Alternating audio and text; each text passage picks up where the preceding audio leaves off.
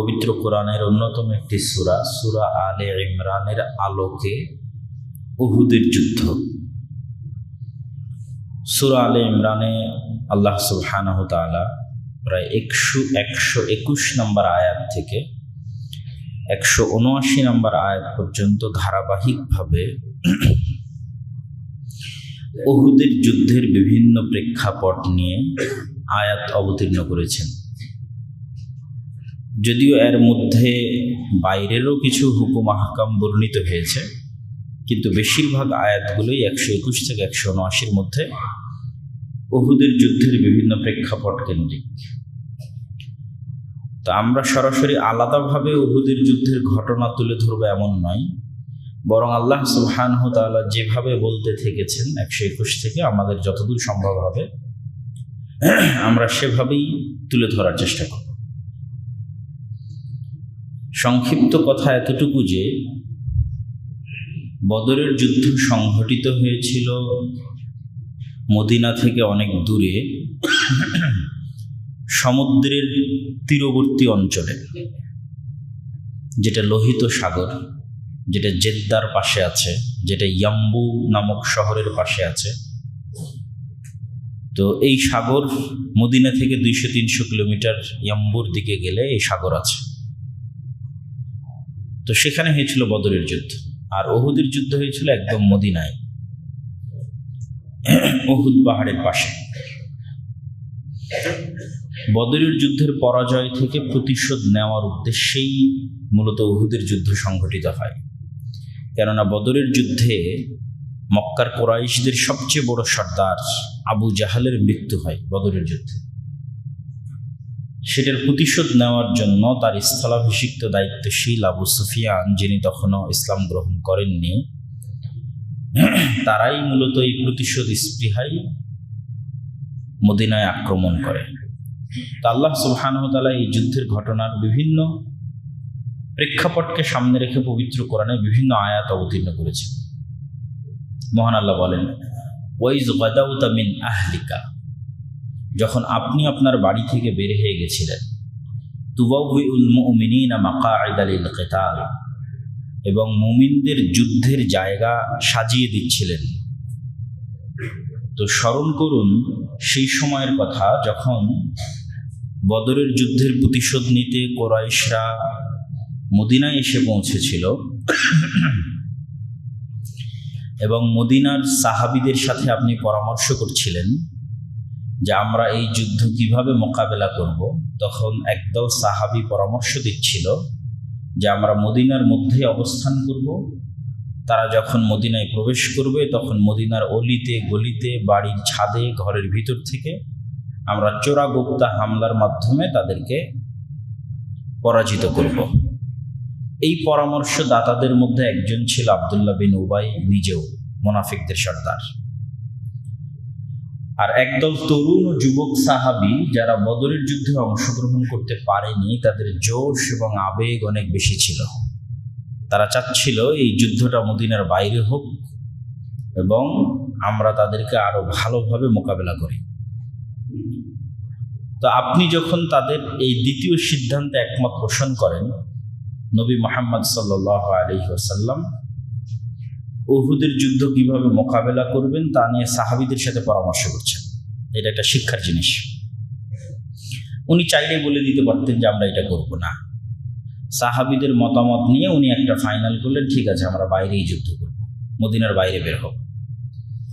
এই সিদ্ধান্ত যখন আপনি ফাইনাল করলেন, তুবাউউল মুমিনিনা মাকাঈদা লিল কিতাল, তখন মুমিনদের সাথে আপনিও ঘর থেকে বের হয়েছেন। ওয়াদাউতা মিন আহলিক, যুদ্ধের উদ্দেশ্যে আপনিও ঘর থেকে বের হয়েছেন, মুমিনেরাও বের হয়েছে।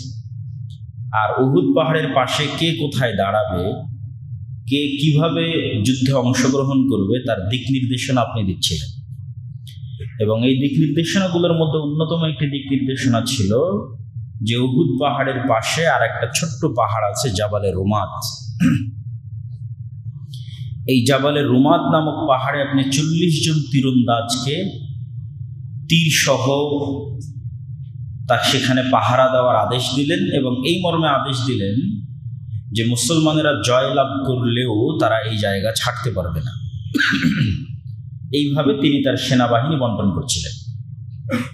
আর উহুদ পাহাড়কে পিছনে রাখলেন এই জন্য যে বাই চান্স যুদ্ধে যদি পরাজয় আসে তাহলে পাহাড়ে উঠে আশ্রয় নেবেন, তখন নিচে থেকে শত্রুর উপরের দিকে উঠতে চাইলে তীর দিয়ে আঘাত করলে শত্রুর জন্য উপরে ওঠা কঠিন হবে। তাহলে পিছনে পাহাড় থাকলে আশ্রয় নেওয়া সহজ হবে। আর রুমাত পাহাড়ে তীরন্দাজ রাখা হলো এই জন্য যে মক্কার যেই দিক থেকে কাফেররা আসতেছে ওই দিকে যদি আমরা যুদ্ধে জয়লাভ করে এগিয়ে যেতে থাকি তাহলে পিছনের এই এরিয়া যে খালি হবে, উহুদ পাহাড় অতিক্রম করে তো কেউ আসতে পারবে না। কিন্তু এই ছোট্ট পাহাড় এবং উহুদ পাহাড় আর ছোট পাহাড়ের মাঝের যে উপত্যকা আছে এটি দিয়ে পিছন থেকেও কেউ চলে আসতে পারে। সেটাও যেন সম্ভব না হয় এই জন্য সেখানে আপনি 40 জন তীরন্দাজকে থাকার নির্দেশ দিলেন। ওয়াল্লাহু সামিউন আলিম, আর আল্লাহ এগুলো সব শুনেছেন এবং সব জানেন। পরামর্শ সভায় কে কি বলেছিল, কার অন্তরে কি ছিল, সবই আল্লাহ শুনেছেন এবং জানেন। এবং এই আয়াতের আরেকটা গুরুত্বপূর্ণ শিক্ষা হচ্ছে তাওয়াক্কুল মানে আল্লাহর উপর ভরসা মানে ঘরে বসে থাকা নয়। রাসূলুল্লাহ সাল্লাল্লাহু আলাইহি ওয়াসাল্লাম উহুদ যুদ্ধের মোকাবেলা করছেন পূর্ণ প্রস্তুতির সাথে। সর্বোচ্চ পর্যায়ের প্রস্তুতি যদি নেওয়া সম্ভব হয় তিনি নিচ্ছেন। তারপরের আয়াতে আল্লাহ বলেন, ইয হাম্মাত তাইফাতানি মিনকুম আন তাফশালা ওয়াল্লাহু ওয়ালিয়ুহুমা ওয়া আলাল্লাহি ফালিয়াতাওয়াক্কালিল মুমিনুন। তো যখন তোমরা রওনা দিলে মদিনা থেকে উহুদের দিকে এবং আব্দুল্লাহ বিন উবাইয়ের সাথে 300 জন মুনাফিক তোমাদের দলত্যাগ করে মদিনায় ফিরে গেল যুদ্ধ করবে না মর্মে, রাসূল সাল্লাল্লাহু আলাইহি ওয়াসাল্লাম রওনা দিয়েছিলেন 1000 যোদ্ধা সহ, কিন্তু পথিমধ্যে আব্দুল্লাহ বিন উবাই সহ 300 জন ফিরে গেল, তাহলে বাকি থাকলো 700 জন। এই 300 জনের ফিরে যেতে দেখে মুমিনদের দুইটা গোত্র বানু সালামা আর বানু হারিসা, আল্লাহ কোরআনে বলছেন ইয হাম্মাত তাইফাতানি মিনকুম, মুনাফিকদের 300 জনের ফিরে যেতে দেখে তোমাদের মুমিনদের দুইটা গোত্র আন তাফশালা, তাদের অন্তর দুর্বল হয়ে গেছে। এরা এখন চিন্তা করতেছে আমরা কি সত্যি যুদ্ধ করব না আমরাও মুনাফিকদের সাথে পিছু টানবো, আমরা কি মুহাম্মদ সাল্লাল্লাহু আলাইহি ওয়াসাল্লামের সাথে থাকবো না আব্দুল্লাহ বিন উবাইয়ের সাথে থাকবো। তো তাদের অন্তরের এই দুর্বলতার কথা আল্লাহ কোরআনে অবতীর্ণ করে বলছেন।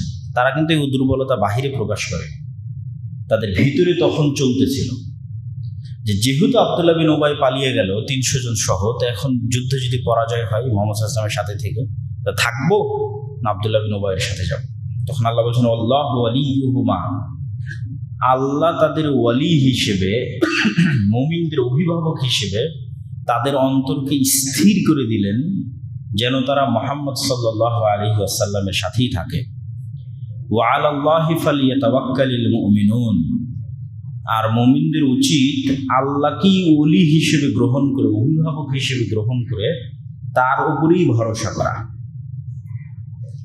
হঠাৎ যে কোনো উদ্ভূত পরিস্থিতিতে পরিবেশ চেঞ্জ হয়ে গেলে তাৎক্ষণিক ভীত সন্ত্রস্ত এবং হতাশাগ্রস্ত না হয়ে আল্লাহ সুবহানাহু ওয়া তাআলাকে ওলি এবং অভিভাবক হিসেবে মেনে নিয়ে তার উপরেই ভরসা করা উচিত। আর তোমরা আজকে উহুদের যুদ্ধে মুনাফিকদের 300 জনের পলায়নের দৃশ্য দেখে এবং তোমাদের অন্তরে যে দুর্বলতা কাজ করছে এটা দেখে আল্লাহ তোমাদেরকে জানিয়ে দিচ্ছেন ওয়ালাকাদ নাসারাকুমুল্লাহু বিবাদরিন, তোমরা এর চেয়ে বদরে আরো দুর্বল ছিলে। ওয়ালাকাদ নাসারাকুমুল্লাহু বিবাদরিন, আজ থেকে 1 বছর পূর্বে বদরের যুদ্ধের সময় তোমরা এখন যা আছো তার চেয়ে বেশি দুর্বল ছিলে, আর আল্লাহ তোমাদেরকে বদরে বিজয় দিয়েছে।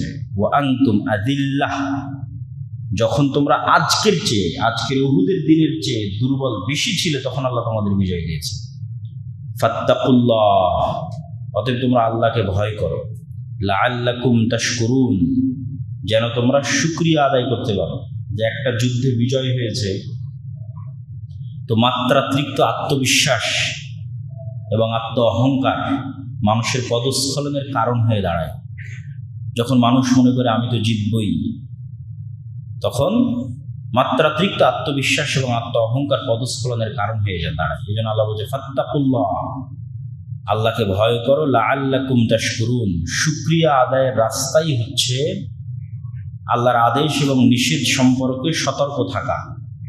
বাহ্যিক উপকরণ দিয়ে তোমাদের বিজয় হয়নি, বাহ্যিক উপকরণ দিয়ে তোমাদের বিজয় হবে না। আল্লাহর আনুগত্যে যদি অটল থাকতে পারো শুকরিয়া আদায়ের মাধ্যমে বিজয় হবে। তারপরে আল্লাহ আরো বলছেন ইয তাকুলু লিল মুমিনিনা আলাই ইয়াকফিয়াকুম আন ইউমিদ্দাকুম রাব্বুকুম বিসালাসাতি আলাফিন মিনাল মালাইকাতি মুনজালিন।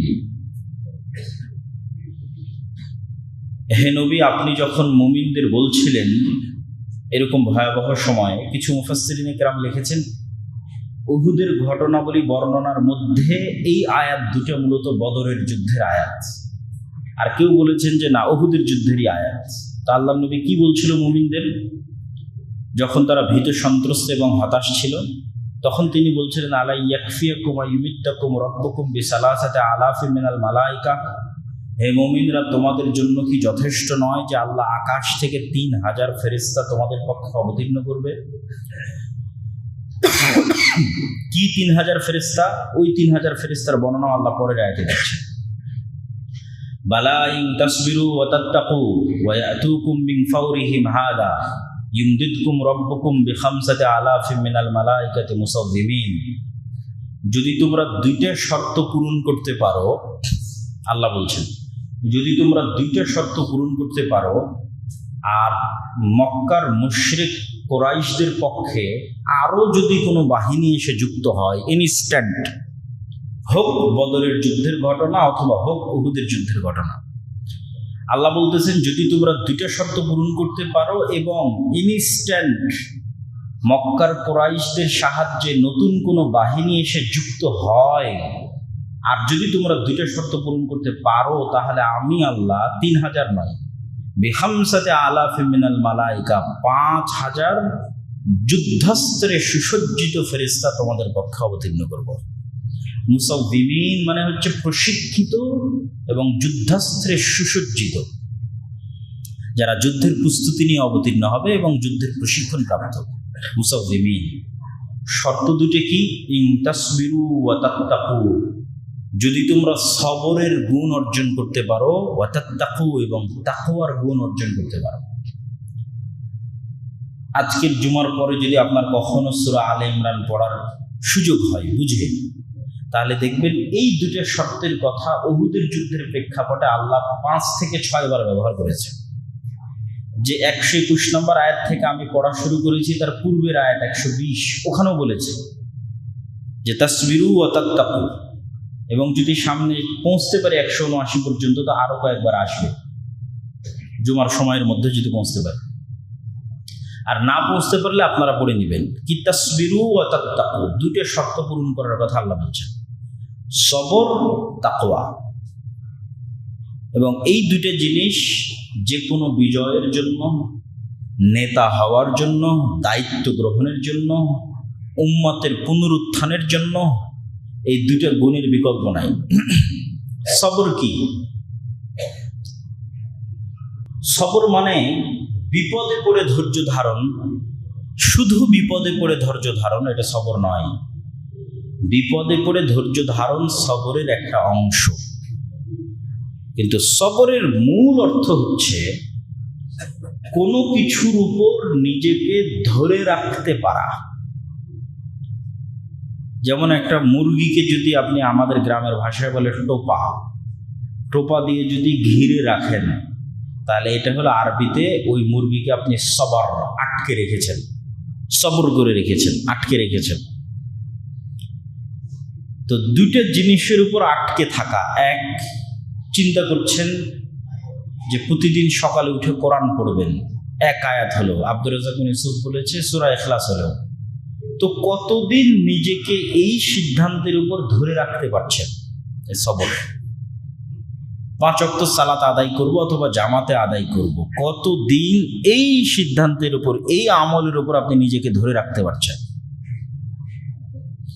যে এই সিদ্ধান্তের উপর মানে সৎ আমলের উপর ধারাবাহিকভাবে অটল থাকার ক্ষেত্রে ধৈর্য ধারণ করতে পারবে, সে সবরের গুণ অর্জন করেছে। শুধু বিপদে পড়ে ধৈর্য ধারণ সবর নয়, একটা ভালো আমল করব নিয়ত করলাম আর নিজেকে ওটার উপর ধারাবাহিকভাবে ধরে রাখলাম, অল্প হলো। 2 নম্বর সবর কি? চিন্তা করলাম যে আজ থেকে আর কোনো গান শুনবো না, কোনো অশ্লীল দৃশ্য দেখবো না, গীবত করবো না, মিথ্যা কথা বলবো না, বিড়ি সিগারেট খাবো না। কতদিন আমার এই শপথের উপর আমি নিজেকে ধরে রাখতে পারতেছি? তাহলে 2 নম্বর হলো গুনাহ থেকে বিরত থাকার ক্ষেত্রে সবর। আর 3 নম্বর হচ্ছে বিপদে আপদে পড়ে ধৈর্য ধারণ সবর। এই হলো সবরের গুণ। এবং সূরা আলে ইমরান আল্লাহ সুবহানাহু ওয়া তাআলা শেষ করেছেন এই আদেশ দিয়ে যে ইয়া আইয়ুহাল্লাযীনা আমানুসবিরু ওয়া সাবিরু, শুধু ধৈর্য ধারণ করিও না, তোমার বিপরীতে যে, যেমন গ্রামগঞ্জে যখন খেলা ছিল কিতকিত খেলা, তো কে কতক্ষণ নিঃশ্বাস ধরে রাখতে পারে, অথবা পানিতে কে কতক্ষণ নিঃশ্বাস ধরে রেখে ডুবে থাকতে পারে। তো আল্লাহ বলছে আল্লাযীনা আমানুসবিরু, তোমাদের শুধু ধৈর্য ধারণ করলে হবে না, সাবিরু, তোমার বিপরীতে যে কাজ করতেছে তোমার শত্রু হিসেবে, আল্লাহর দ্বীনের শত্রু হিসেবে, আল্লাহর শত্রু হিসেবে, ওর মোকাবেলায় তুমি কতক্ষণ দম ধরে রাখতে পারতেছো। ও অন্যায়ের উপর দম ধরে আছে, তুমি ন্যায়ের উপর কতক্ষণ ধরে রাখতে পারছো। ও গুনাহের উপর ধরে আছে, তুমি সৎ আমলের উপর কতক্ষণ ধরে রাখতে পারছো।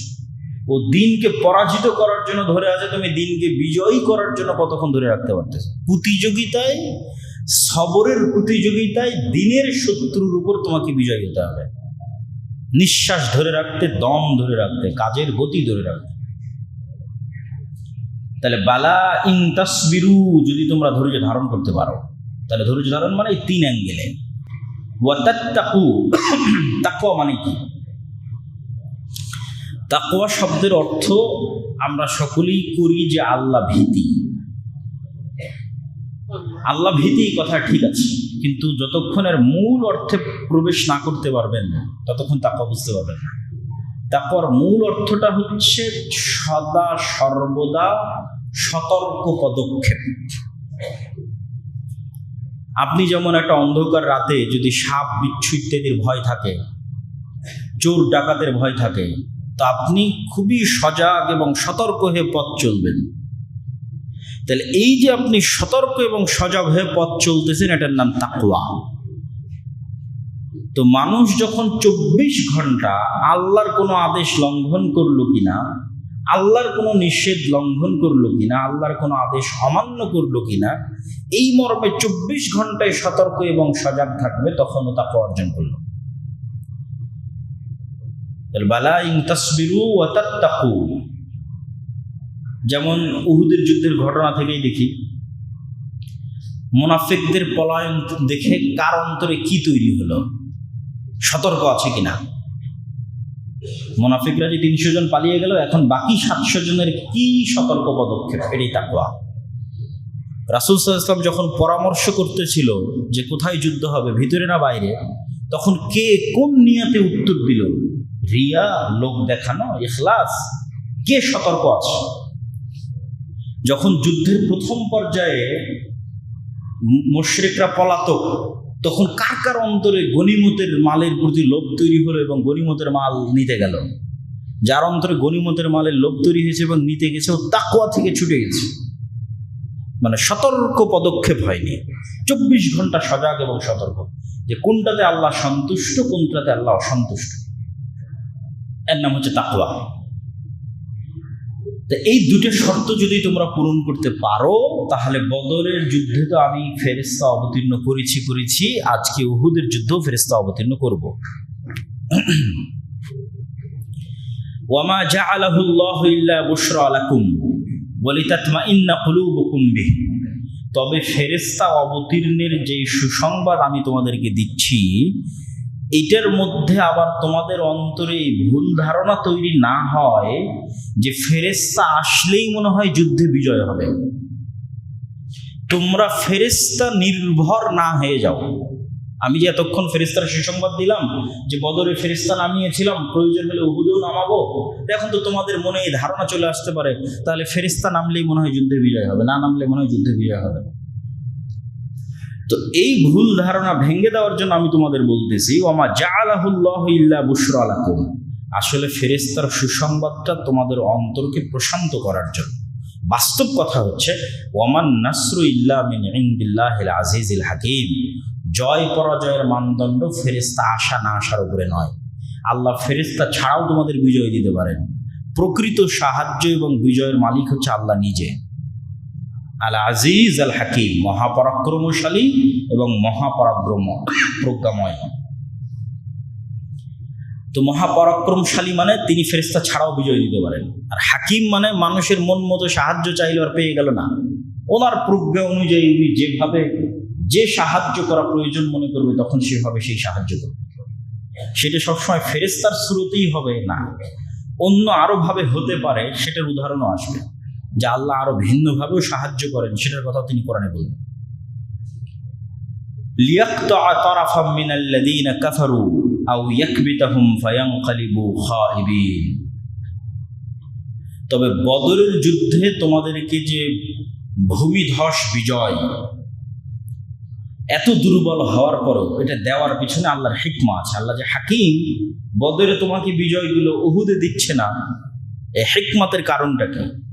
তো বদরে তোমাকে বিজয় দেওয়ার কারণ হচ্ছে আল্লাহ চেয়েছেন যে কাফেরদের যেগুলো বড় বড় মাথা, মুশরিকদের আবু জাহালের মতো, উতবা সাহেবার মতো যেগুলো বড় বড় মাথা, তাদেরকে বদরের দিনে ধ্বংস করে দিতে, যেন মক্কার কাফের মুশরিকদের যে আত্ম অহংকার এবং দম্ভ আছে এটাকে চূর্ণ করে দিতে, তাদের মনোবল যেন ভেঙে যায়।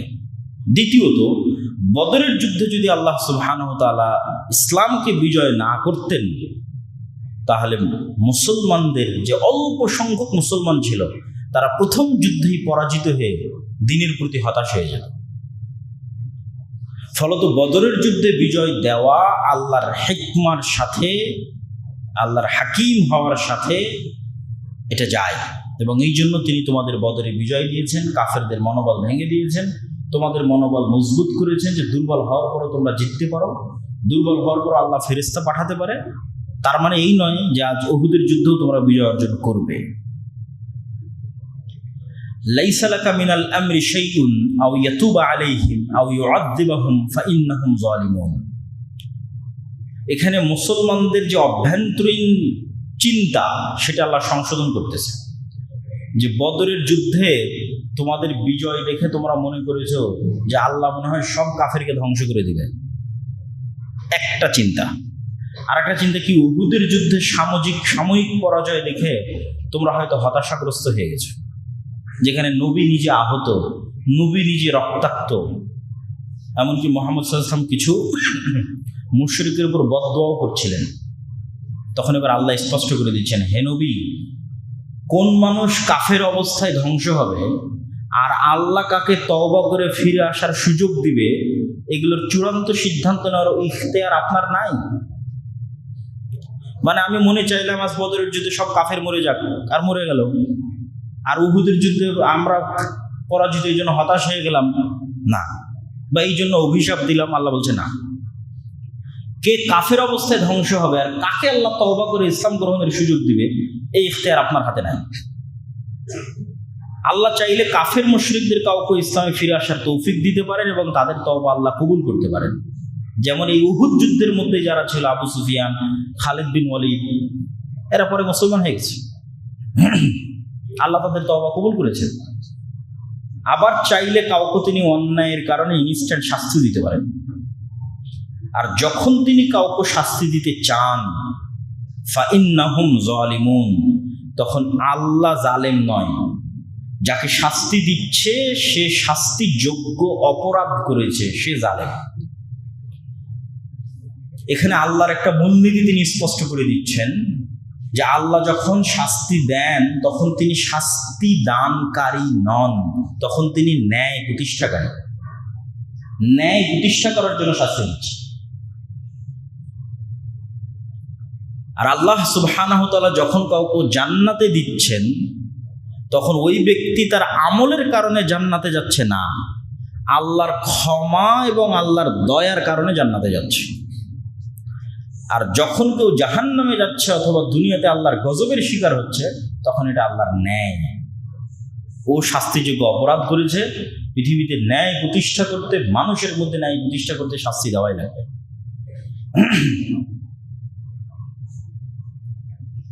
ওয়ালিল্লাহি মা ফিস সামাওয়াতি ওয়া মা ফিল আরদ ইয়াগফিরু লিমান ইয়াশা ওয়া ইউআযযিবু মান ইয়াশা ওয়াল্লাহু গফুরুর রহিম।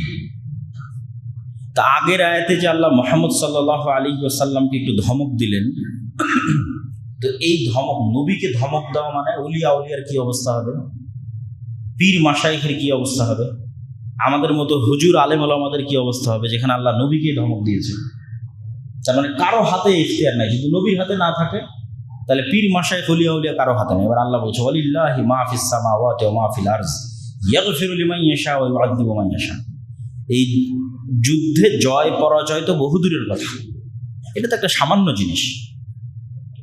আসমান এবং জমিন এবং তার মধ্যে যা কিছু আছে, সকল জীব জন্তু, জড় বস্তু, জড় পদার্থ, এমনকি ধূলিকণা, বালিকণা, অণু, পরমাণু পর্যন্ত সবই আল্লাহর একচ্ছত্র মালিকানাধীন।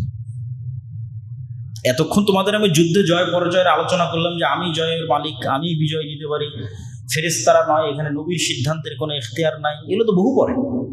আসমান জমিন এবং তার মধ্যে থাকা প্রত্যেক অণু পরমাণুর উপর আমার একচ্ছত্র মালিকানা। আমি এগুলোর সৃষ্টিকর্তা, আমি এগুলোর নিয়ন্ত্রণকারী। ইয়াগফিরু লিমান ইয়াশা ওয়া ইউআযযিবু মান ইয়াশা। যাকে ইচ্ছা তাকে ক্ষমা করে দেব, যাকে ইচ্ছা তাকে শাস্তি দেব। ইয়াগফিরু লিমান ইয়াশা, যাকে চাইবো তাকে ক্ষমা করে দেব। ওয়া ইউআযযিবু মান ইয়াশা, যাকে চাইবো তাকে শাস্তি দেব। আল্লাহু গফুরুর রহিম। তবে হ্যাঁ, আল্লাহ শাস্তি দিলেও তার দয়া তার রাগের উপর বিজয়ী হয়ে গেছে। গফুরুর রহিম, তিনি ক্ষমাশীল এবং দয়ালু। আল্লাহ সুবহানাহু ওয়া তাআলার দয়া এবং ক্ষমা তার ক্রোধের উপর বিজয়ী। এই জন্য শাস্তি দেওয়ার কথা বলে আল্লাহ বলছেন আল্লাহু গফুরুর রহিম, আর আল্লাহ ক্ষমাশীল এবং দয়ালু। ইয়া আইয়ুহাল্লাযীনা আমানু লা তা'কুলুর রিবা আদআফান মুদাআফা ওয়াত্তাকুল্লাহা লাআল্লাকুম তুফলিহুন। যুদ্ধের বর্ণনাই চলতেছে এবং এক দুই আয়াত পর আবারও যুদ্ধের বর্ণনার মধ্যে আল্লাহ ঢুকবেন, কিন্তু হঠাৎ করে মধ্যখানে যুদ্ধের সাথেই সংশ্লিষ্ট। অনেকে মনে করতে পারে যে হয়তো যুদ্ধের সাথে সংশ্লিষ্ট নয়, তা না। যুদ্ধের সাথে সংশ্লিষ্ট কিছু বিষয় আল্লাহ সুবহানাহু ওয়া তাআলা তুলে ধরেছেন, কিন্তু বাহ্যিক দৃষ্টিতে যুদ্ধের সাথে কানেক্টেড নয়। আল্লাহ হঠাৎ করে বলছেন এই আয়াতে, হে ইমানদারগণ, তোমরা সুদের সাথে সম্পৃক্ত হয়ে না, চক্রবৃদ্ধি হারে সুদ ভক্ষণ করিও না। ওয়াত্তাকুল্লাহ, আল্লাহকে ভয় করো। লাআল্লাকুম তুফলিহুন, তাহলে তোমরা সফল কাম হবে। তো হঠাৎ করে সুদ কি? যুদ্ধের সাথে অর্থনীতির কানেকশন সবচেয়ে বেশি, আর কোনো কিছুর সাথে অর্থনীতির এতটা সম্পর্ক নাই যুদ্ধের সাথে যতটা সম্পর্ক আছে। আজকের বিশ্বে বাংলাদেশ একটা F-16 বলেন অথবা আরো উঁচু লেভেলের যে বিমান আছে কিনতে পারে না কেন? টাকার অভাবে। একটা বোমা তৈরি করতে পারে না, ট্যাঙ্ক তৈরি করতে পারে না, এন্টি মিসাইল সিস্টেম নেই কেন? টাকার অভাবে। যারা আছে তার টাকার কারণে আছে। তো অন্যতম একটা বড় ফ্যাক্টর যুদ্ধে হচ্ছে টাকা, অর্থ। তো অর্থ যদি স্বাধীন না থাকে, অর্থ যদি কুক্ষিগত হয়ে যায়, তাহলে যুদ্ধ করেও স্বাধীন হওয়া যাবে না, যুদ্ধ করেও গোলাম থাকতে হবে। কেন? অর্থ স্বাধীন হয়নি, টাকা স্বাধীন হয়। তাহলে টাকা কোথায় গোলাম? সমাজে যখন সুদ থাকবে, পৃথিবীতে যখন সুদ থাকবে, তখন টাকা গোলাম, অর্থনীতি গোলাম। তখন যুদ্ধে বিজয় অর্জন করলেও প্রকৃত স্বাধীনতা অর্জন সম্ভব নয়। এই জন্য প্রকৃত স্বাধীনতার জন্য অর্থনৈতিক স্বাধীনতা জরুরি, লাজেম, লাগবেই। অর্থনৈতিক স্বাধীনতা ছাড়া কখনোই শুধু যুদ্ধ দিয়ে কোনো স্বাধীনতা টেকসই হয় না। আল্লাহ সুবহানাহু ওয়া তাআলা বলেছেন ওয়াত্তাকুন নার আল্লাতী উইদ্দাত লিল কাফিরিন।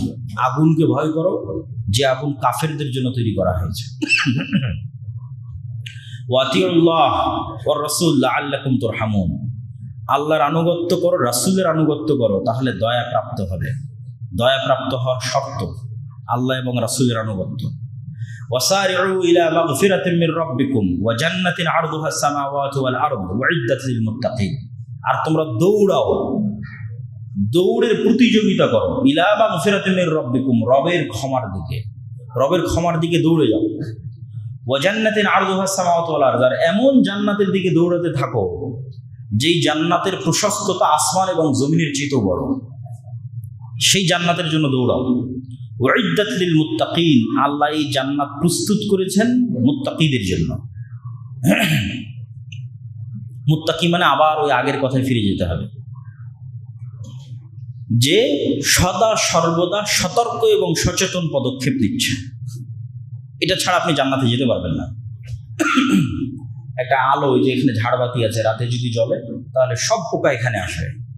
একমাত্র মুত্তাকি পোকা, যদি কোনো মুত্তাকি পোকা থেকে থাকে যে সদা সর্বদা সচেতন এবং সতর্ক পদক্ষেপ নেয়, ও সব পোকার চাইতে বিপরীতে ছুটবে। না, এই আলোতে যাওয়া যাবে না, গেলে পুড়ে যাবে। বিপরীতে ছুটবে, কেন? ও সতর্ক সচেতন, ঠিক স্রোতের বিপরীতে চলার মতো। তাহলে মানুষের শাহওয়াত, মানুষকে টানতেছে জাহান্নাম, টানতেছে মানুষের মনের ইচ্ছা। তাহলে ওই মনের ইচ্ছার বিপরীতে গিয়ে সদা সর্বদা সতর্ক পদক্ষেপ না নিলে আপনি তো জান্নাতের দিকে যেতে পারবেন না। তো জান্নাত প্রস্তুত আছে মুত্তাকিদের জন্য, যারা স্রোতের বিপরীতে, মনের বিপরীতে সদা সর্বদা সতর্ক এবং সচেতন পদক্ষেপ নেয়। আল্লাহ এবার মুত্তাকিদের কিছু বৈশিষ্ট্য বলছেন। আল্লাযীনা ইউনফিকুনা ফিস সাররাই ওয়াদ দাররা ওয়াল কাযিমিনাল গায়জ ওয়াল আফিনা আনিন নাস আল্লাহু ইউহিব্বুল মুহসিনিন। মুত্তাকি তারাই যারা সুখেও ব্যয় করে, দুঃখেও ব্যয় করে। যখন কোটি টাকার মালিক তখন খরচ করা সহজ, যখন আমি রিক্সা চালক 5 টাকাও নাই তখনও আল্লাহর রাস্তায় দান করবো, এটা অনেক কঠিন। ওয়াল কাযিমিনাল গায়জ, যারা রাগকে পান করে যায়। তৃষ্ণার্ত ব্যক্তি যেভাবে পানি পান করে ফেলে, আর এইভাবে রাগকে পান করে নেয়। মানে কোনো মানুষের উপর রাগ তৈরি হলেও সেটার বহিঃপ্রকাশ ঘটায় না।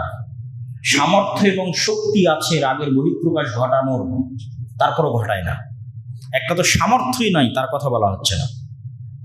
অসহায় মানুষও রাগ করে কি করবে, কিন্তু যে রাগ করে কিছু করতে পারবে তারপরেও করে না, ওয়াল কাযিমিনাল গায়জ, রাগকে নিজের মধ্যেই রাখে। ওয়াল আফিনা আনিন নাস, একদল আছে রাগ তাৎক্ষণিক প্রকাশ করলো না, কিন্তু ঠান্ডা মাথায় ব্রেনে ওকে মারবে, সময় সাপেক্ষে এমনভাবে প্যাচে ফেলবে, প্রতিশোধ নেবে খুব ঠান্ডা ব্রেনে। আল্লাহ পরের ধাপে এই জন্য বলতেছেন, রাগকে দমন করলা কিন্তু ধীরে সুস্থে প্রতিশোধ নিলা না। ওয়াল আফিনা আনিন নাস, ক্ষমা করে দিবে। কাযিমিনাল গায়জ, রাগ বহিঃপ্রকাশ ঘটাবে না। ওয়াল আফিনা আনিন নাস, ক্ষমা করে দেবে। এর চাইতে উঁচু স্তর কোনটা, ওটার কথা এবার সব শেষে বলছে। আল্লাহু ইউহিব্বুল মুহসিনিন, এটা তো গেল স্বাভাবিক মুত্তাকি এবং মুমিনদের কাজ। স্বাভাবিক মুত্তাকি এবং মুমিনদের কাজ হচ্ছে রাগের বহিঃপ্রকাশ ঘটাবে না, মানুষকে ক্ষমা করে দেবে। এদের চাইতে উঁচু স্তর মুহসিন, ইহসান, তারা কারা? রাগ তো চেপে যাবে, ক্ষমা তো করে দিবে, পাল্টা তার সাথে ভালো ব্যবহার করবে, এই হলো মুহসিন। আল্লাহু ইউহিব্বুল মুহসিনিন। আর এই সর্বোচ্চ স্তরে যে পৌঁছে গেছে এদেরকে আল্লাহ ভালোবাসে। এরা হচ্ছে তাকওয়া এবং ইহসানের সর্বোচ্চ স্তরে পৌঁছে যাওয়া ব্যক্তি। ওয়াল্লাযীনা ইযা ফাআলু ফাহিশাতান আও যালামু আনফুসাহুম, তার মানে কি মুত্তাকি এবং মুহসিনিনরা নিষ্পাপ, কোনো গুনাহই করবে না? না, আল্লাহ বলছেন মুত্তাকি তারাই যাদের থেকে কোনো ভুল হয়ে গেলে, গুনাহ হয়ে গেলে, ফাহিশাতান, বড় গুনাহ হয়ে যেতে পারে, জিনা ব্যভিচার থেকে শুরু করে যে কোনো বড় গুনাহ হয়ে যেতে পারে। আও যালামু আনফুসাহুম, এবং ছোট গুনাহ হতে পারে। যদি হয়ে যায় যাকারুল্লাহ, এরা সাথে সাথে আল্লাহকে স্মরণ করে।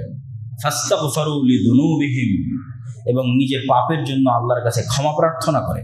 ওয়া ইয়াগফিরুদ যুনুবা ইল্লাল্লাহ, আর তারা জানে যে পাপের ক্ষমা আল্লাহ ছাড়া কারো কাছে নাই, কোনো আউলিয়া পীর দরবেশ মাজার না, পাপের ক্ষমা আল্লাহর কাছে।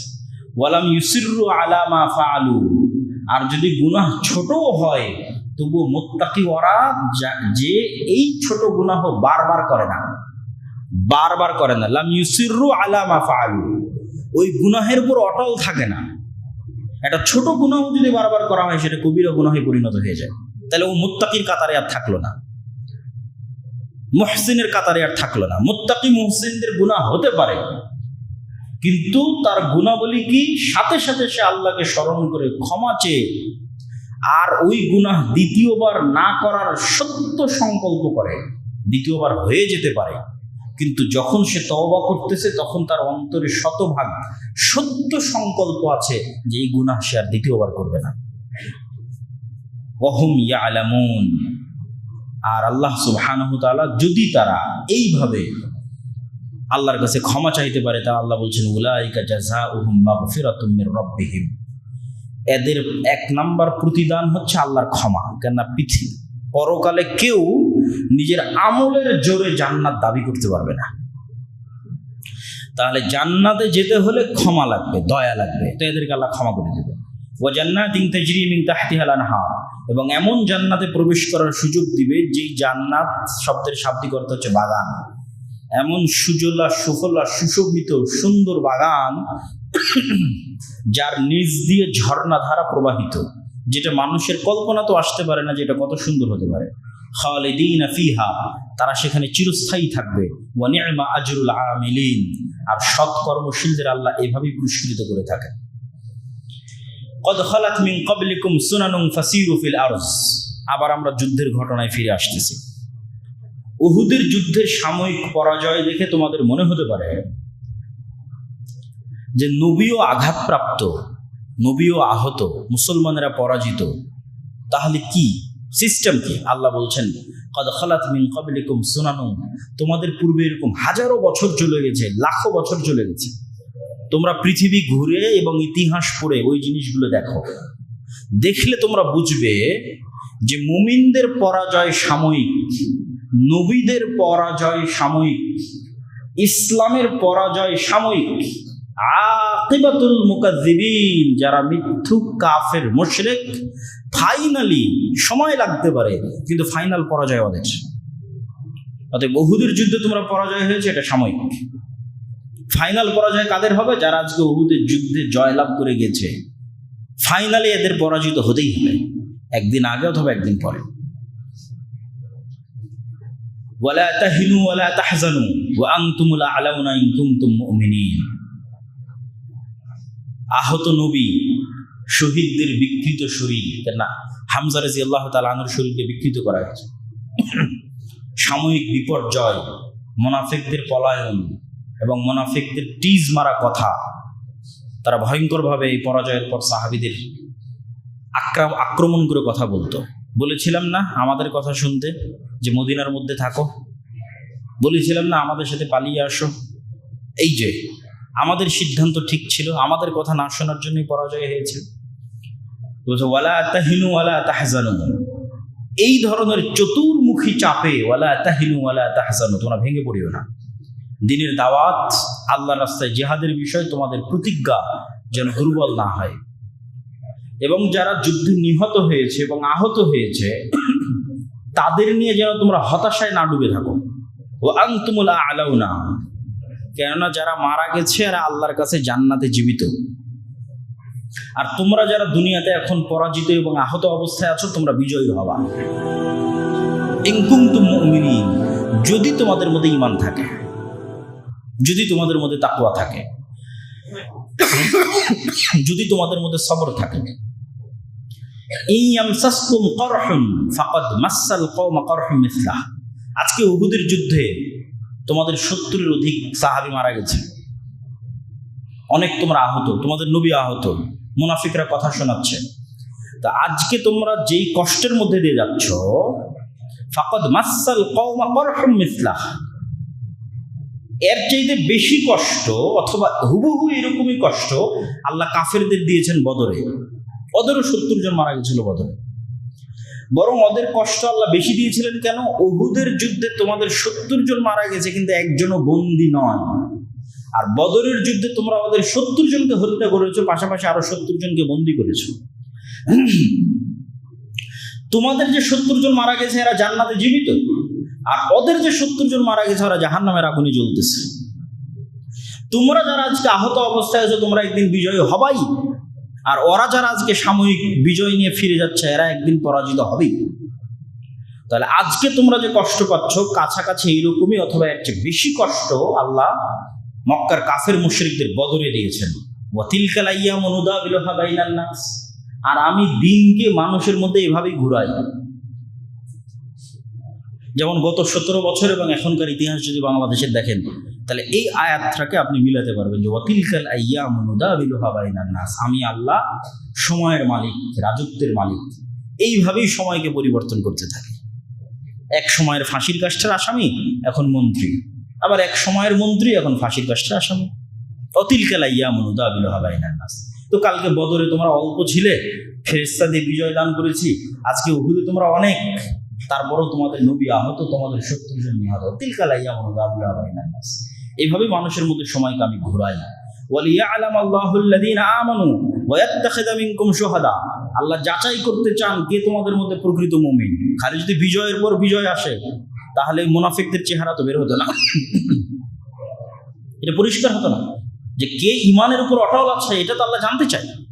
শুধু ইমান আনলাম আশহাদু আল্লা ইলাহা ইল্লাল্লাহ ওয়া আশহাদু মুহাম্মাদার রাসূলুল্লাহ, কাজ শেষ, জান্নাতে চলে যাব, এটা হয় না। এই ইমানের আনয়নের পর এই কথার উপর পরীক্ষা দিতে হবে যে তুমি এই কথার উপর কতটা সত্যবাদী, যে আশহাদু আল্লা ইলাহা ইল্লাল্লাহ ওয়া আশহাদু আন্না মুহাম্মাদুর রাসূলুল্লাহ, এটার উপর কতটা সত্যবাদী, এর পরীক্ষা দিতে হবে। কত জুলুম, কত অত্যাচার, কত নির্যাতন সহ্য করেও তুমি এটার উপর অটল থাকতে পারো, সবর, অটল থাকতে পারো, তাত্তাকু, পরহেজগার থাকতে পারো, এটা পরীক্ষা দিতে হবে। ওয়া ইয়াত্তাখিযা মিনকুম শুহাদা, আর তোমরা মনে করছো যে মরে গেলাম, এটা মনে হয় কষ্ট, জি না। ওয়া ইয়াত্তাখিযা মিনকুম শুহাদা, আল্লাহ তো তোমাদের মধ্যে থেকে শহীদ নিতে চায়, কেন শহীদ হচ্ছে সর্বোচ্চ মর্যাদা। তোমাদের দৃষ্টিতে এটা মৃত্যু, বাস্তবে তো এটা জান্নাতে যাওয়ার ওসিলা। মানুষের দৃষ্টিতে এটা কি মৃত্যু, আর আল্লাহ সুবহানাহু ওয়া তাআলার মূলনীতিতে ওই ব্যক্তি যে শহীদ হলো আর জান্নাতে যাওয়ার ওসিলা, ও মরেনি, ও জান্নাতে চলে গেছে। আপনি এখন কোন দৃষ্টিতে দেখবেন সেটা আপনার বিষয়। আপনি দেখতে পারেন যে আমি মারা গেছি, অথবা আপনি দেখতে পারেন আমি জান্নাতে চলে গেছি, দেখবেন কোন দৃষ্টিতে। আল্লাহ ওয়াত্তাখিযা মিনকুম শুহাদা, আল্লাহ তো তোমাদের মধ্যে থেকে শহীদ দিতে চায়। ওয়াল্লাহু লা ইউহিব্বুদ যালিমিন, আর আল্লাহ সুবহানাহু ওয়া তাআলা যারা অত্যাচারী, জালেম, তাদেরকে ভালোবাসেন না এবং এদেরকে বিজয় দিবেন না। ওয়ালিয়ুমাহহিসাল্লাহু আল্লাযীনা আমানু ওয়া ইয়ামহাকাল কাফিরিন। আম হাসিবতুম আন তাদখুলুল জান্নাহ, ওই আগের কথাকে আল্লাহ আরো শক্ত করে বলতেছেন। আম হাসিবতুম আন তাদখুলুল জান্নাহ, তোমরা কি মনে করে নিয়েছো জান্নাত মামার বাড়ি, নানির বাড়ি, হাতের মোয়া, পড়লাম কালেমা চলে গেলাম জান্নাত? না। ওয়ালাম্মা ইয়ালামিল্লাহু আল্লাযীনা জাহাদু মিনকুম, আল্লাহ সুবহানাহু ওয়া তাআলা দেখতে চায় যে ইসলাম দিন সাময়িক আবেগের নাম নয়, দীর্ঘস্থায়ী ইস্তেকামাত এবং দীর্ঘস্থায়ী সবর ছাড়া প্রকৃত মুমিন হওয়া যায় না। তোমরা কি জান্নাতে যাওয়াকে এতই সহজ মনে করলে? কালেমা পড়বা, মুসলমান হবা, জান্নাতে চলে যাবা? না, আল্লাহ সুবহানাহু ওয়া তাআলা পরীক্ষা করে দেখতে চায় যে কে আল্লাহর রাস্তায় কেমন ত্যাগ আর কুরবানি দিতে পারে, আর কে আল্লাহর রাস্তায় ত্যাগ এবং কুরবানি দিতে ব্যর্থ। ওয়া ইয়ালামাস সাবিরিন, আর কে ধৈর্য ধরতে পারে আল্লাহর রাস্তায় বিপদ আপদ, দুঃখ, কষ্ট, জুলুম, অত্যাচার সবকিছুর মোকাবেলায় কে ধৈর্য ধরতে পারে, আল্লাহ এটা দেখতে চান। ওয়ালাকাদ কুনতুম তামান্নাউনাল মাউতা মিন ক্বাবলি আন তালকাউহু ফাকাদ রাআইতুমুহু ওয়া আনতুম তানজুরুন। উহুদের যুদ্ধের শুরুতে একদল সাহাবী খুব আবেগী ছিল, যারা বদরে অংশগ্রহণ করতে পারেনি, যে আমরা এবার যদি উহুদের যুদ্ধে পাই একদম তুলাধনা করে দেবো। তখন আল্লাহ তাদেরকে একটু শিক্ষা দিয়ে বলতেছেন, ওয়ালাকাদ কুনতুম তামান্নাউনাল মাউতা, তোমরা তো মৃত্যু চাচ্ছিলে, যে হ্যাঁ আমরা মদিনার বাইরে গিয়ে মোকাবেলা করব, যুদ্ধ করব, কিন্তু এখন ফাকাদ রাআইতুমুহু ওয়া আনতুম তানজুরুন, এখন মৃত্যু যুদ্ধ তোমাদের চোখের সামনে উপস্থিত। তো শুধু তাৎক্ষণিক মুখের কথা আর বাস্তবতা এক নয়, এটা আল্লাহ শিক্ষা দিচ্ছেন। যে মুখে বললাম যুদ্ধ করব, আর বাস্তবের যুদ্ধের মাঠে টিকে থাকা এক নয়। যখন বাস্তবে মুহাম্মদ সাল্লাল্লাহু আলাইহি ওয়াসাল্লামকে উহুদের মাঠে চারিদিক থেকে শত্রুরা ঘিরে ধরেছে, তখন মুহাম্মদ সাল্লাল্লাহু আলাইহি ওয়াসাল্লামের পাশে কয়জন ছিল? সর্বোচ্চ 7 থেকে 10 জন। আবু তালহা আল আনসারী, মুসআব, আবু দুজানা, উম্মে আম্মারা, অল্প কয়েকজন সাহাবী। যখন মুসআব বিন উমাইর যুদ্ধের মাঠে মারা গেল, যিনি রাসূল সাল্লাল্লাহু আলাইহি ওয়াসাল্লামের পতাকা বাহক ছিলেন, তার চেহারা কিছুটা আল্লাহর নবীর সাথে মিলত। তখন মুশরিকরা ছড়িয়ে দিল যে মুহাম্মদ সাল্লাল্লাহু আলাইহি ওয়াসাল্লাম মারা গেছে। যখন মুহাম্মদ সাল্লাল্লাহু আলাইহি ওয়াসাল্লাম মারা গেছে, এই মৃত্যু সংবাদ ছড়িয়ে পড়লো, তখন যাদের ঈমান দুর্বল তারা আরো দুর্বল হয়ে গেল, যে নবী যদি মারা যায় তাহলে যুদ্ধ করে কি হবে। তার চেয়ে বরং আব্দুল্লাহ বিন উবাই অথবা আবু সুফিয়ান এদের সাথে সুলাহ এবং একটা সালিশ করে নিলেই ভালো, যেহেতু নবী মারা গেছে। তখন আল্লাহ কোরআন মাজিদে আয়াত অবতীর্ণ করে বলছেন, ওমা মুহাম্মাদুন ইল্লা রাসূলুন ক্বাদ খালাত মিন ক্বাবলিহির রাসূল। মুহাম্মদ কি তোমাদের আল্লাহ? মুহাম্মদ কি তোমাদের সৃষ্টিকর্তা? মুহাম্মদ একজন রাসূল মাত্র। ওমা মুহাম্মাদুন ইল্লা রাসূল, শুধু রাসূল, সাধারণ তোমাদের মানুষ, কিন্তু আমি তাকে রাসূল বানিয়েছি। ক্বাদ খালাত মিন ক্বাবলিহির রাসূল, আরে এর পূর্বে তো আরো হাজারো রাসূল গেছে, ওই হাজারো রাসূলের মধ্যে শত রাসূল আল্লাহর রাস্তায় মরে গেছে। বেশি দিন নয়, তোমরা এখন যে সময় অবস্থান করছো তার 400-500 বছর পর ইয়াহিয়া এবং জাকারিয়া আল্লাহর রাস্তায় নিহত হয়েছে। তাহলে মুহাম্মদ সাল্লাল্লাহু আলাইহি ওয়াসাল্লাম তোমাদের সৃষ্টিকর্তা নয় যে তোমরা তার ইবাদত করো। মুহাম্মদ সাল্লাল্লাহু আলাইহি ওয়াসাল্লাম আল্লাহর একজন রাসূল মাত্র, আর তার পূর্বে আরো শত রাসূল চলে গেছে, যেই শত রাসূলের মধ্যে এমন রাসূল গেছে যারা আল্লাহর রাস্তায় মরে গেছে। আফাই মাতা ও কুতিলান কালাবতুম, তাহলে মুহাম্মদ যদি স্বাভাবিক মৃত্যুবরণ করে সাল্লাল্লাহু আলাইহি ওয়াসাল্লাম, আও কুতিলা অথবা মানুষ তাকে হত্যা করে, ইন কালাবতুম আলা আকাবিকুম, তোমরা দিন থেকে ফিরে যাবে, তাহলে তো তোমরা ঈমানে আনো। কেন? মুহাম্মদ তো আল্লাহর, তোমরা তো ঈমান এনেছো আল্লাহর উপর, আল্লাহ তোমার নেই, তাহলে তো ঈমান বিশুদ্ধ হয়নি। আল্লাহ সুবহানাহু ওয়া তাআলা হচ্ছেন আল হাই আল কাইয়্যুম, উনি তো মারা যান নাই, তাহলে ঈমান কার উপর? ওমান ইয়ানকালিব আলা আকিবাই ফালান ইয়াদুরুল্লাহ শাইআ, আর কেউ যদি ঈমান থেকে মুখ ফিরিয়ে নেয় তো আল্লাহর কোনো ক্ষতি করতে পারবে না। আল্লাহ আরেক জাতিকে মুমিন বানাবে, তাদের দিয়ে তার দিন বিজয় করাবে। মানুষের ইবাদতে আল্লাহর কোনো উপকার হয় না, আর আল্লাহর অবাধ্যতায় আল্লাহর কোনো ক্ষতি হয় না। ওয়া সায়াজজিল্লাহু শাকিরিন, তবে হ্যাঁ, যারা শুকরিয়া আদায়কারী, আল্লাহ যে ঈমানের নিয়ামত দিয়েছে এটারও শুকরিয়া আছে। তো এই শুকরিয়া আদায়কারীদের মধ্যে একজন সাহাবী হচ্ছেন, অনেক সাহাবী, তার মধ্যে একজনের কথা ইতিহাসে উল্লেখযোগ্য, আনাস ইবনে নাজর। উনি বললেন, তোমাদের নবী যদি মৃত্যুবরণ করে তো তোমাদের নবী যেই রাস্তায় গেছে তোমরা ওই রাস্তায় চলে মৃত্যুবরণ করো। এবং উনিও বীর বিক্রমে যুদ্ধের ময়দানের মধ্যে ঢুকে গেলেন মুশরিকদের মধ্যে, যে নবী যদি মারা যায় তাহলে নবী যে রাস্তায় মারা গেছে আমিও সেই রাস্তায় মারা যাব। তখনও কিন্তু স্পষ্ট হয়নি যে আল্লাহ নবী বেঁচে আছে না মারা গেছে। এবং আনাস বিন নজর রাদিয়াল্লাহু তাআলা আনহু বীর বিক্রম যুদ্ধ করে তিনিও শহীদ হয়ে গেলেন। আর এই সেম আয়াত যখন মুহাম্মদ সাল্লাল্লাহু আলাইহি সাল্লাম সত্যিকারই মারা গেলেন, যখন তার মৃত্যু হলো, উহুদের যুদ্ধে না, একদম পরে, মক্কা বিজয়ের পরে, তখন তো ওমর রাদিয়াল্লাহু তাআলা মানতে চান না যে মুহাম্মদ সাল্লাল্লাহু আলাইহি সাল্লাম মারা গেছেন। তখন আবু বকর রাদিয়াল্লাহু তাআলা এই আয়াত পাঠ করে নিশ্চিত করলেন যে মুহাম্মদ সাল্লাল্লাহু আলাইহি সাল্লাম মারা যেতে পারে। ওয়ামা কানা লিনাফসিন আন তামুতা ইল্লা বিইজনিল্লাহ কিতাবাম মুআজ্জালা, তোমরা উহুদের যুদ্ধে অংশ নাও আর উহুদের যুদ্ধে থেকে পালিয়ে মদিনার মধ্যে লুকিয়ে থাকো, মৃত্যু আল্লাহর নির্ধারিত কিতাবে আছে। কারো বাপের ক্ষমতা নাই যে স্বেচ্ছায় মৃত্যুবরণ করে আর স্বেচ্ছায় বেঁচে থাকে, বরং আল্লাহর কিতাবে নির্ধারিত। ওয়া কাআইয়িম মিন নাবিয়্যিন কাতালা মা'হু রিব্বিয়ুনা কাসীর, আর আজকে তোমরা প্রথম মুহাম্মদ সাল্লাল্লাহু আলাইহি সাল্লামের সাথে যুদ্ধ করতেছো না, ইতিপূর্বে আর কত নবীর সাথে এরকম কত রব্বানি লোক যুদ্ধ করেছে আল্লাহর রাস্তায়, তার হিসাব নাই। ওয়া কাআইয়িম মিন নাবিয়্যিন, আর কত নবী ইতিপূর্বে, কাতালা মা'হু রিব্বিয়ুনা, যাদের সাথে যুদ্ধ করেছে আল্লাহওয়ালা মানুষেরা, রব্বানি মানুষেরা, আল্লাহওয়ালা মানুষেরা। ফামা ওয়াহানু লিমা আসাবাহুম ফি সাবিলিল্লাহ, আল্লাহর রাস্তায় যুদ্ধ করতে গিয়ে তাদের যা বিপদ আপদ দুঃখ কষ্টের মুখোমুখি হতে হয়েছে, মা ওয়াহানু, তারা দুর্বল হয়নি। ওয়ামা দাউফু, মানসিকভাবে ভেঙে পড়েনি। ওয়ামাস্তাকানু, আত্মমর্যাদা আত্মসম্মান বিসর্জন দেয়নি। আল্লাহু ইউহিব্বুস সাবিরিন, আর আল্লাহ এইরকম ধৈর্যশীলদের পছন্দ করেন। মনে করিও না যে আজকে উহুদের যুদ্ধে তোমরা প্রথম এরকম পরিবেশ পরিস্থিতির মুখোমুখি হয়েছো।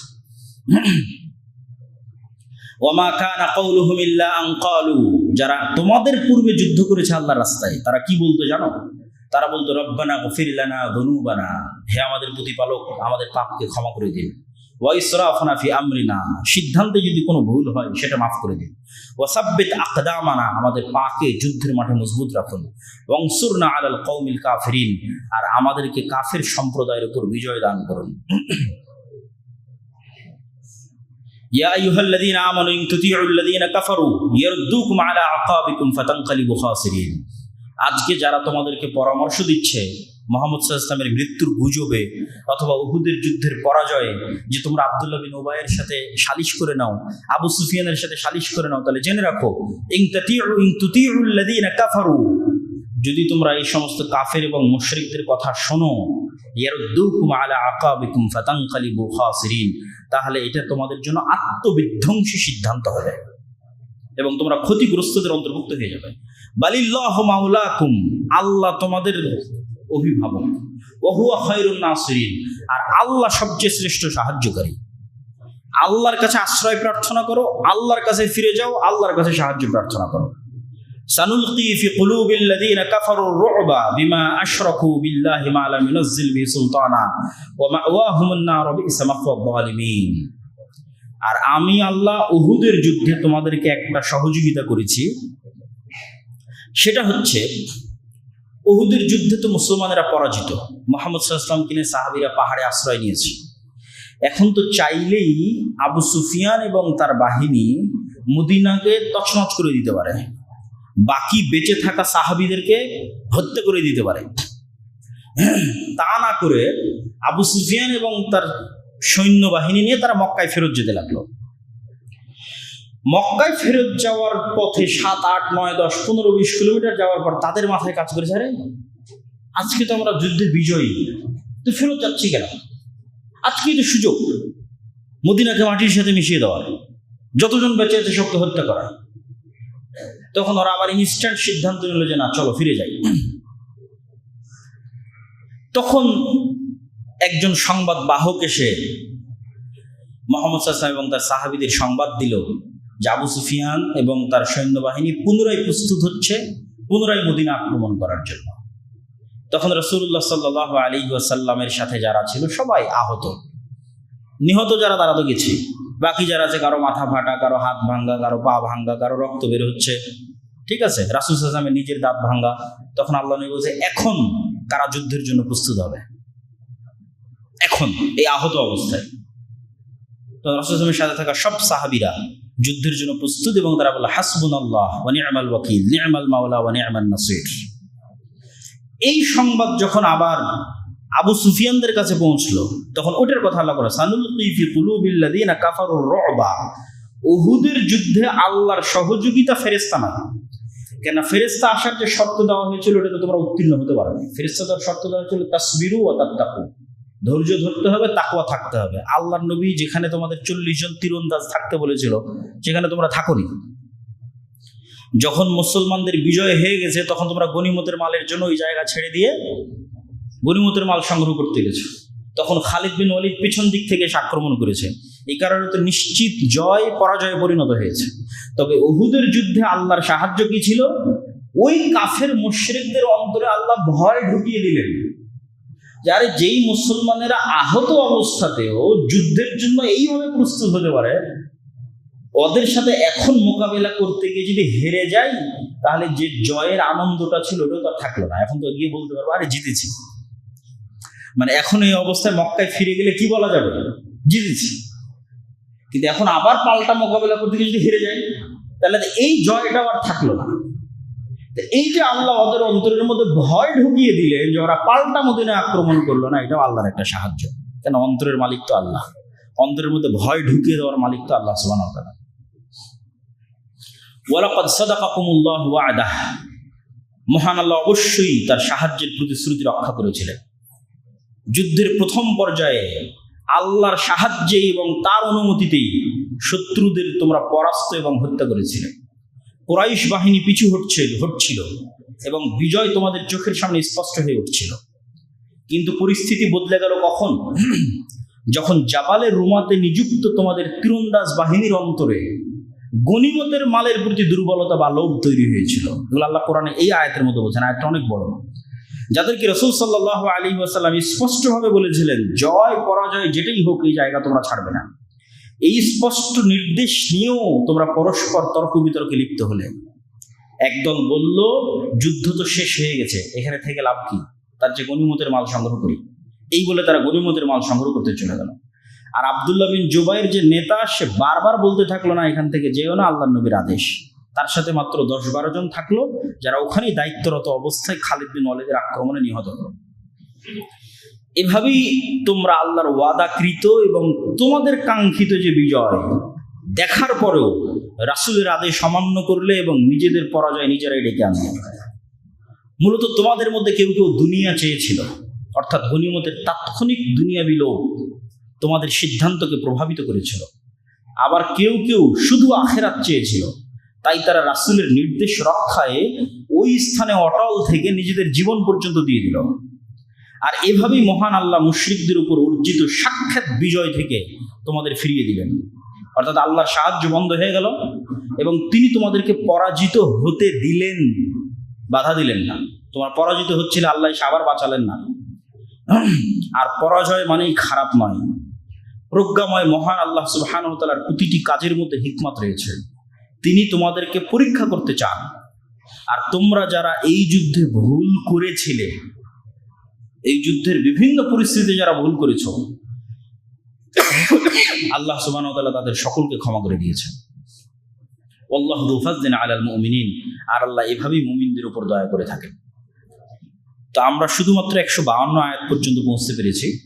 পরবর্তী কোনো জুমায় যদি কোথাও সুযোগ হয়, আমরা উহুদের যুদ্ধের এই ধারাবাহিক আলোচনা শেষ করব। আল্লাহ সুবহানাহু ওয়া তাআলা যেভাবে বর্ণনা করেছেন